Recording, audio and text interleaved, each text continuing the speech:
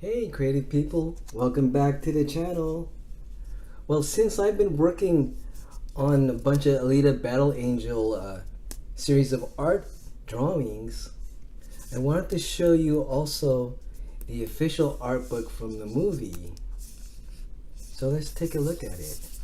And you see here, this is the dust cover, the dust jacket. And let's check it out and see what it looks like. The dust jacket.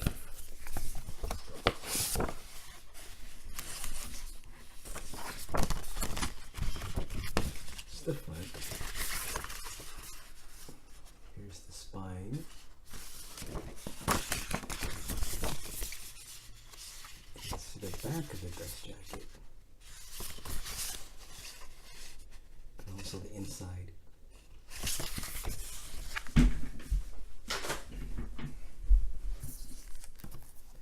Now here's the actual hardcover book. You'll see this is the berserker armor she wears. Again, the spine. In the back is the other side of the berserker armor. So let's take a look inside.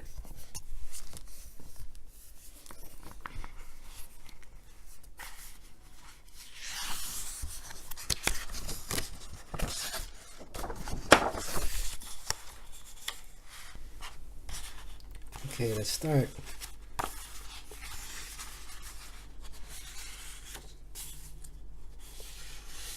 This is mostly the concept art that they used on the movie. You'll notice that design on most of it looks different because it's not the actual final design, except for like this one here. This is they actually looks like they actually used Rosa Salazar's face on this one for this concept art. But you notice Hugo looks different here. But most of them will look different, so just keep that in mind. And it's also a little different than what the character looks like in the manga as well.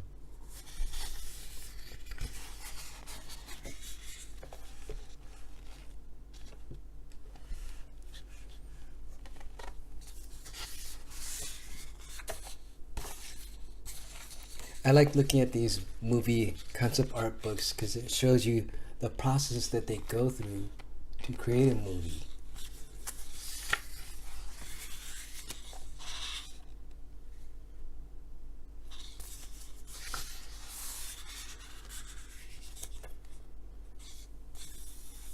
So I'll keep quiet for most of these pages. Just have you take a look at what's inside the art book.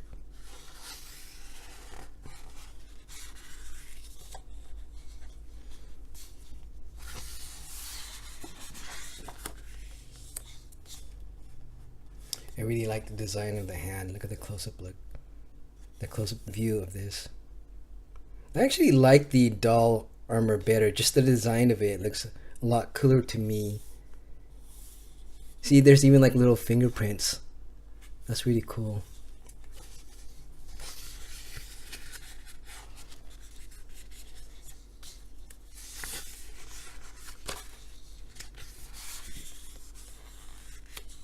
Little engravings on it.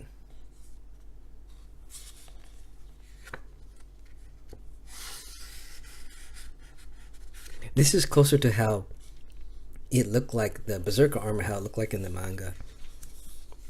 They changed it a little bit as far as like when they first got it.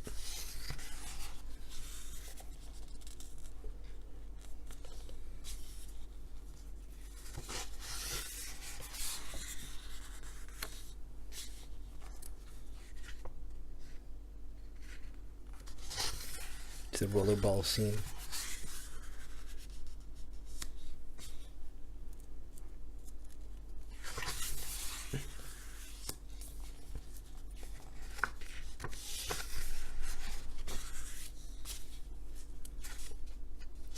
The Damascus blade. Interestingly, in real life there's a type of steel sword. They call that Damascus steel, which is basically just like the steel is like folded over. I'm not sure how many times, but like several times to make the strongest possible steel there is that's also still flexible. And that's like based in the Middle East somewhere where they, I believe that where that was created. But they got the idea for the name Damascus blade from Damascus steel.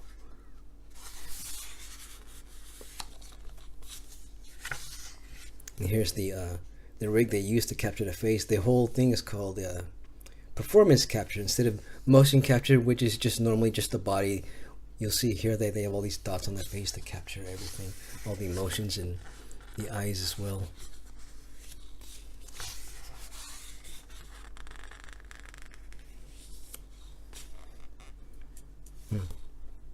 This is funny. This is Gruishka when he was raised on a platform. This is the actual actor here, just sitting on a super high chair. It's kind of funny.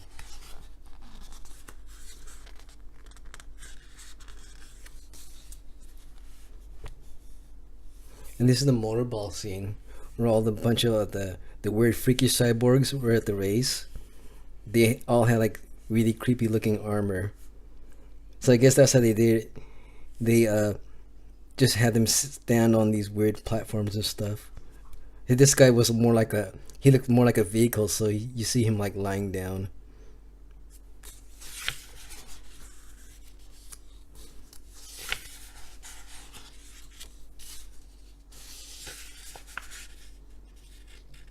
And this design actually looks cooler than what he actually looked like in the movie.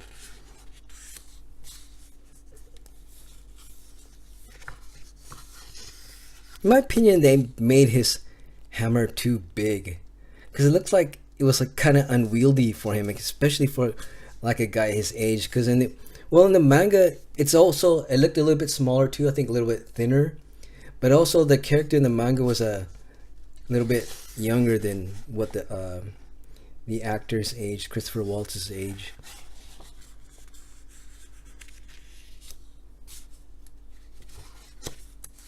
But it's still a cool weapon though. And I'm not sure if it's really practical. In Shadowversity, YouTuber Shadowversity, he did a video on the practicality of his rocket hammer.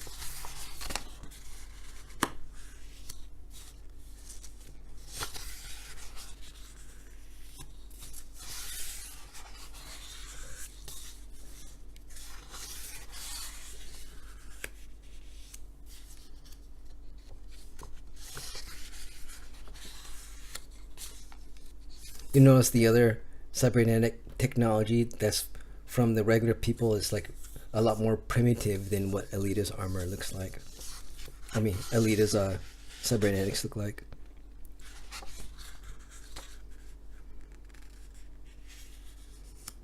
And this guy here, Amok, he's actually what's his name? Casper Van Dien. You know, the guy that plays Johnny Rico in Starship Troopers. He was this actor that played this dude. It's just a small minor part though. I think they're rebooting Starship Troopers as well. I have to look into that again.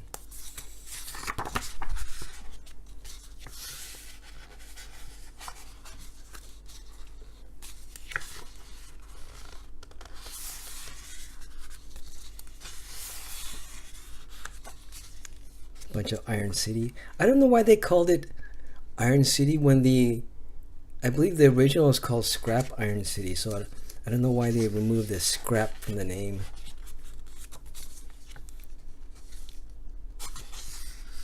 This one looks like really Blade Runner-ish.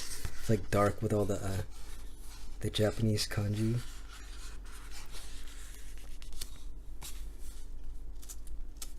But most of the city had that Central American feel, because I believe the Zalem, which is really it's a space elevator, and technically the correct place to have a space elevator is near the equator in the Earth, because I think in the manga it was actually in Kansas, which is not really feasible to have a space elevator, up not near the equator. So now they instead for the movie they moved it to Central America somewhere. That's why you see in the movie there's like a Spanish influence. And that's why also Robert Rodriguez was a perfect fit for that.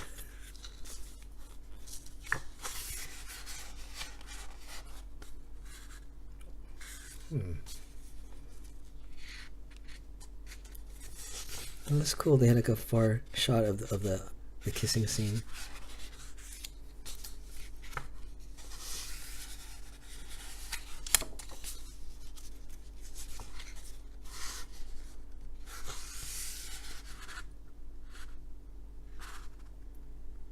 This game Motorball almost reminds me of Quidditch, kind of. I mean, it's a totally different game, but it kind of reminded me when they were playing it in the movie.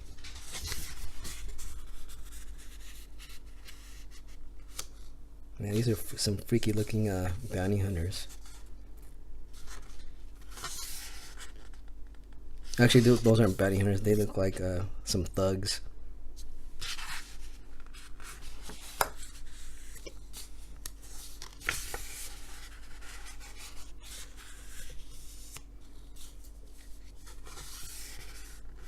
Here's the iconic scene where Ito found Alita, which is a totally different view on here.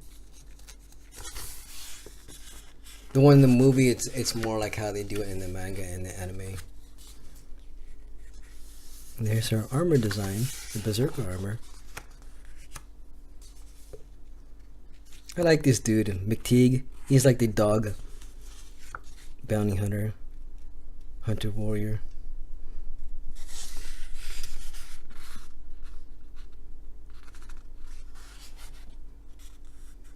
If they get a sequel, I hope they put him in the sequel more with the dogs. I really like that, having the cybernetic dogs. Well, look, when she cradled the dog, it was actually just like a little stuffed doll. That's funny.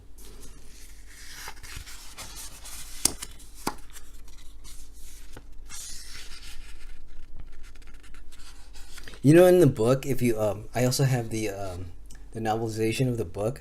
They go into detail why people have just normal people have cybernetic limbs.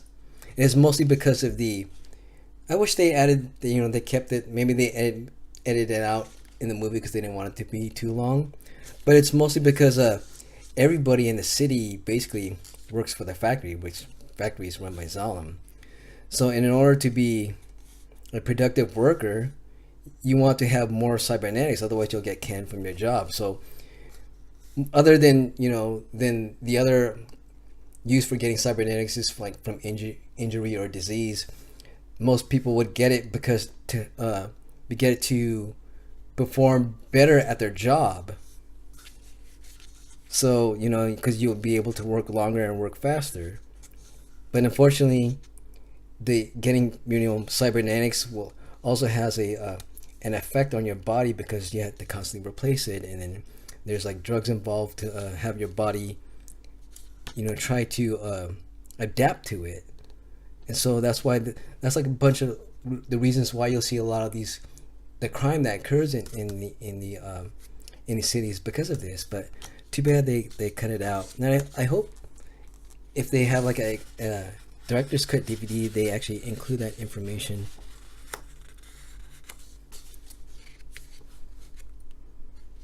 That's pretty cool.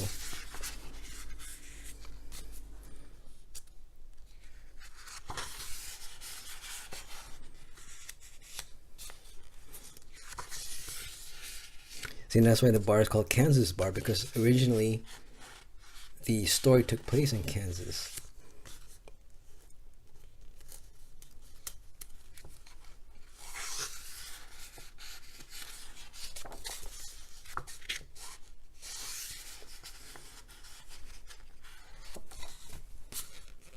There's Japan. If you see the how he looks like in the manga, he looks a bit different than how he appears in the movie.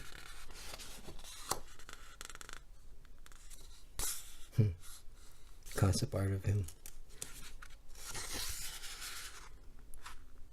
I like Clive Lee that appears in the the manga better. I don't like how he's designed. He looks too plain in the movie.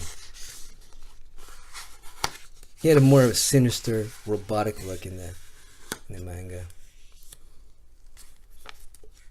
I like this dude. He's pretty cool. Oh, there you go. There's all his dogs. A close-up picture of them. I can imagine that slowly. I think he started out. This is just my my idea. Is like, I think they started out as regular dogs, but as they became injured on the job, he would just slowly replace their body parts with cybernetics. Look at this guy. This guy looks like he's just totally, almost completely robotic already. And this one seems to be the least robotic.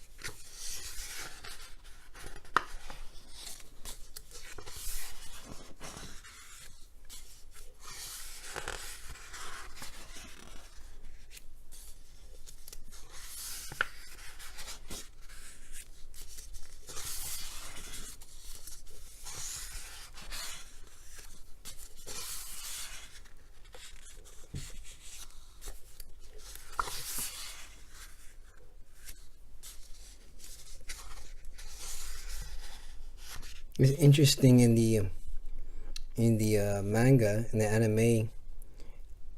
Dr. Ito also had the mark. He didn't remove it like in the movie, which actually makes sense more in the movie that he removed it because he didn't want anything to do with Zalem anymore.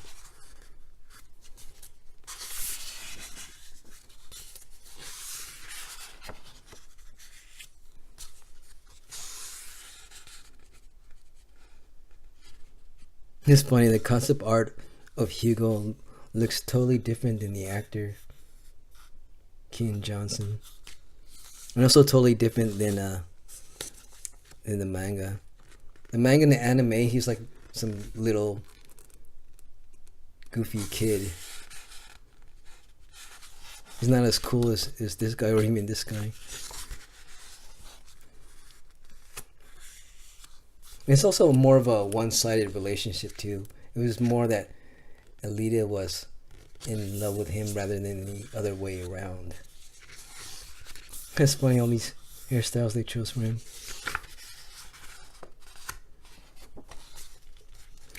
Yeah, it seems like more in the movies he's more of a bad boy.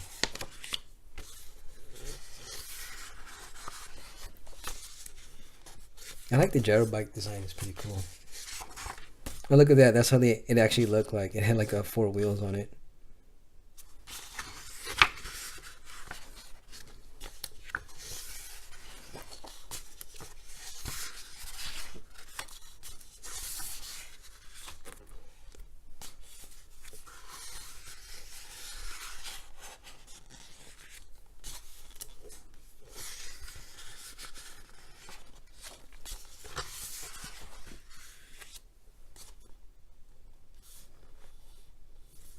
It's a really unique defensive feature, like this little waterfall wall to protect the city.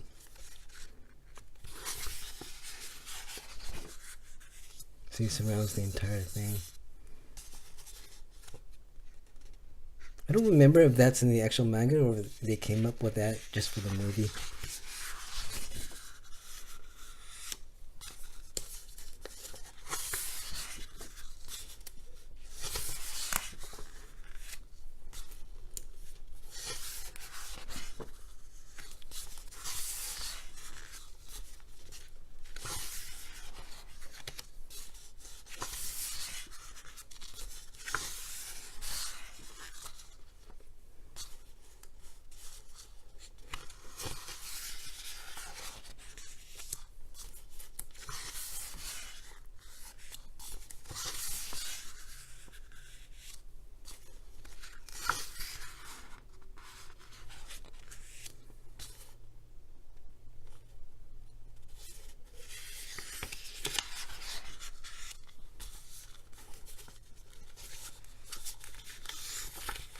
Yeah, this freaky design.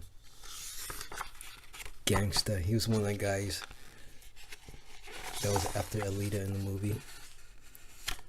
But they actually, this is his Motorball body, I guess, because they actually have like a more human-looking body just for regular stuff. They swap it out depending on what they need to do. This guy's a major. He's like in the manga. There's like a whole huge story arc with this guy, Joshiken, and Alita. Now, hopefully, if they do this sequel, that they have they complete the Motorball arc with Joshiken, because his character is like really cool. And he didn't really. Maybe they downplayed it because they don't want to show too much of that, adding additional storyline though. But yeah, he had little screen time in the first movie. But I like to see him, if they do a sequel, I like to see him like make this character shine. He has these really cool like these gears on his arm that's well, they showed it in the movie too, but maybe it was like really a short scene during a combat that spins around, and it's kind of like a defensive thing and also offensive, because it's like a almost like a drill bit that's on his arm.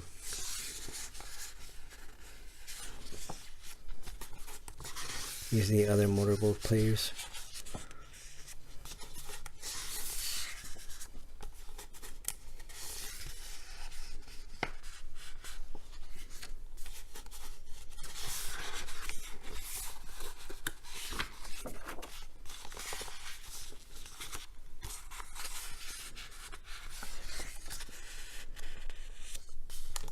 Yeah, there's that guy with a weird armor for Motorball. See, he has more of a human body normally.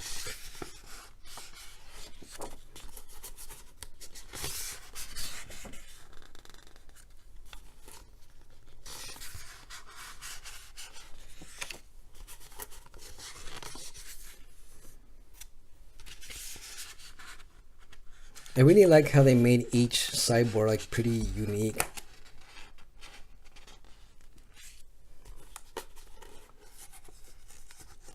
And she's actually played by Michelle Rodriguez. This is the character in the flashbacks. Her, I guess her senior officer. It's funny, a lot of people thought this character here, Nova, was played by James Cameron at first, because he kind of looks like him, but it's actually I forgot the guy's name. The guy that played one of the versions of the Hulk. So you see at the top of the of Zalem, it looks like there's a column, because this is actually like connected to space elevator. So here we go. See, it's all there. They didn't show that in the first movie. Oh, I wonder what this is. This how it used to be? It was fully connected, and then over time it got destroyed from the war. And this seems like concept art of the landscape before Zalem. Yeah, interesting.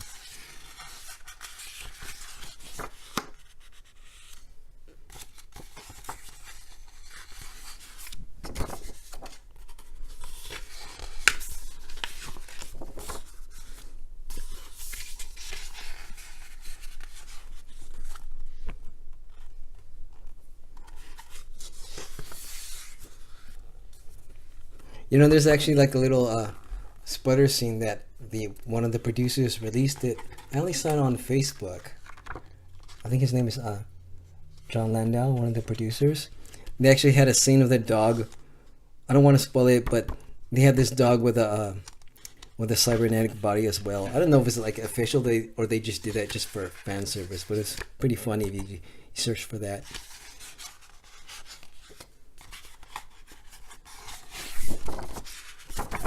I think there's one more page. Oh, and then artist credits. All the names of the artists that worked on everything here. Yeah, they really did an awesome job of everything.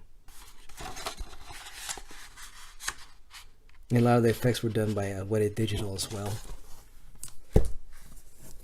Yeah, and that's it. I also have one more I'm doing a colored pencil drawing for the last artwork in this Alita Battle Angel series, and after I get that out, I'm going to start my Game of Thrones series. Because the final season's on in a couple of weeks, so I'll make sure to get that out soon. All right, until next time, bye.